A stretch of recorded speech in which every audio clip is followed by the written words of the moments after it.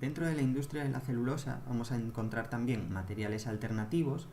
que nos ayudarán a mejorar las características de nuestras mezclas asfálticas y a su vez sustituir parte de los materiales presentes en estas. El primero de los materiales y uno de los más comúnmente utilizados son los pellets de fibras de celulosa. Este material incluye un pequeño porcentaje de ligante, se presenta en forma de pellet y es necesario para la fabricación de mezclas de elevadas características y elevadas resistencias, como son las mezclas SMA y las mezclas discontinuas. Si bien el aditivo utilizado como componente es solamente un 0,4% respecto del total de la mezcla,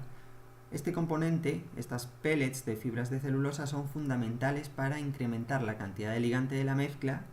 incrementar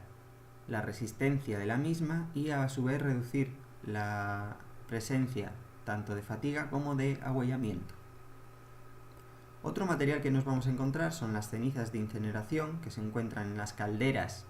de las plantas de celulosa, el cual sustituye una proporción del filler y parte del árido fino de la mezcla. El resultado es que este material puede incrementar la adhesividad del mástico, pero para ello es necesario obtener la adecuada proporción entre este material de la ceniza de incineración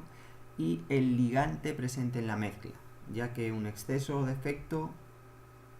puede reducir las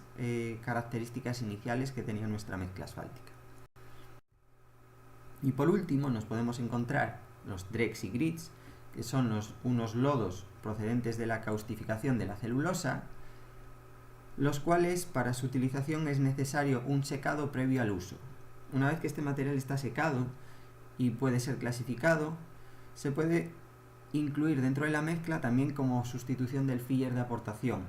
Los resultados no son tan satisfactorios como los obtenidos con las cenizas de celulosa, y esto está muy relacionado también con las proporciones adecuadas que se deben utilizar para mejorar la adhesividad. ¿Ya? Si bien este material incluye también cal, lo que mejoraría esa adhesividad, un exceso de material provocaría una reducción de esta resistencia final del conjunto. En el grupo de investigación se realizaron varios trabajos con estos materiales. En las imágenes se pueden ver los valores de estabilidad y fluencia obtenidos para mezclas con ligante Ca24 y la presencia de cenizas dentro del total.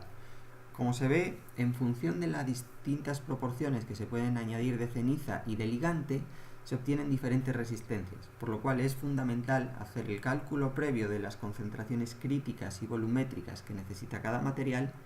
para poder ser utilizado y obtener resistencias adecuadas.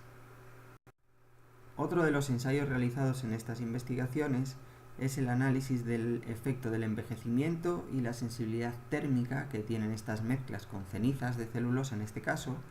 y se ve que en función a las diferentes proporciones de material utilizado, que es lo que se representa en la gráfica como CV/CS,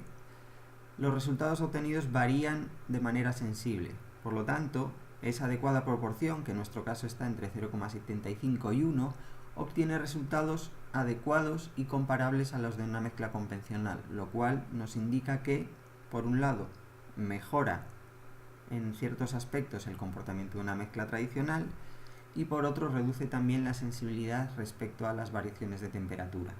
Todo esto siempre dependiendo de las cantidades de ceniza utilizadas, ya que como vemos, si se incrementa o disminuye la cantidad óptima,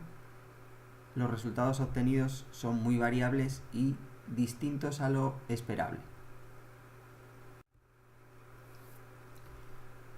Otro material que puede ser sustituto de nuestro árido utilizado en las mezclas son las escorias. Y dentro de las escorias podemos diferenciar por un lado las escorias de acero, que son las que vemos en la imagen, y este material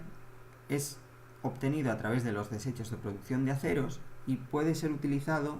en la construcción de carreteras de altas características. Dentro de las escorias de acero podemos diferenciar dos, en función del proceso de obtención o el proceso asociado a la generación de este acero. Por un lado tenemos las escorias resultados de los procesos de alto horno, que son los residuos obtenidos de la radio, y aquí podemos diferenciar dos tipos de escoria en función del tipo de enfriamiento. Si el enfriamiento se realiza al aire, se obtienen escorias de baja resistencia al desgaste y una alta absorción de ligante, mientras que si las escorias de alto horno se realiza un enfriamiento con agua, este material es un material adecuado para su utilización como grava. El otro tipo de escorias que podemos obtener son las escorias de horno eléctrico, que son las que mejores propiedades presentan para su utilización dentro de las mezclas asfálticas. Y aquí nuevamente podemos encontrar dos tipos de escoria. Por un lado, las escorias negras, que son las obtenidas en el proceso de fusión de las materias primas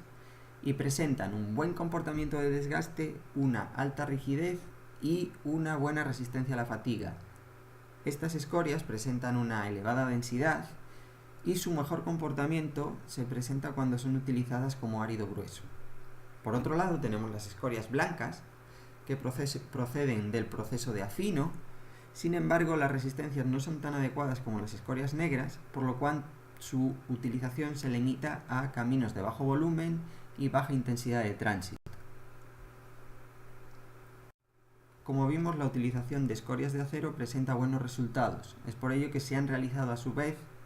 investigaciones para utilizar escorias de cobre. En este caso, el cobre es el sustento de Chile y se genera una gran cantidad de este tipo de residuo por cada tonelada de cobre, lo cual nos lleva a una gran acumulación de este material. Estas escorias presentan unas ventajas que, analizadas como árido, son atractivas. Por ejemplo, presenta una elevada resistencia al desgaste, con un elevado número de caras de fractura, una baja absorción de agua, una elevada dureza y densidad y la presencia de componentes metálicos y silíceos. Es decir, según todo esto, las características de nuestras escorias de cobre son similares a lo que nosotros requerimos para la utilización de áridos de alta categoría en mezclas asfálticas. Sin embargo, yendo al detalle de lo que son estas escorias de cobre, podemos encontrar algunas caras de fractura lisas, lo que puede reducir la adhesividad con el ligante y la pérdida de ese ligante con el paso del tránsito.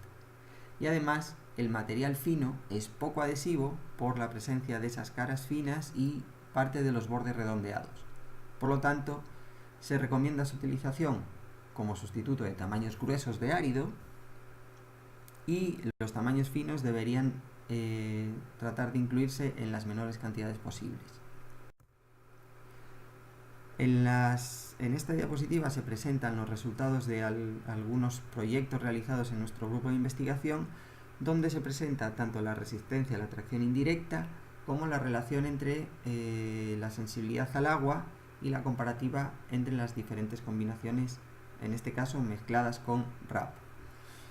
Como se ve, la resistencia aportada por estas escorias de cobre es alta y la comparación entre la sensibilidad al agua de probetas secas y húmedas al menos mantiene la misma proporción que una mezcla convencional. Atendiendo a los valores presentados en la gráfica a la derecha, que es la relación o la tracción conservada respecto a la sensibilidad al agua, se pueden ver diferentes combinaciones que mantienen y mejoran estas propiedades de resistencia frente al agua. Por lo tanto, por un lado vemos las propiedades adecuadas que presenta esa escoria de cobre, esa baja absorción de agua, y también vemos que reduce la posible penetración de ese agua dentro de la mezcla, por lo cual presenta características adecuadas. Pero, como decíamos, siempre manteniendo la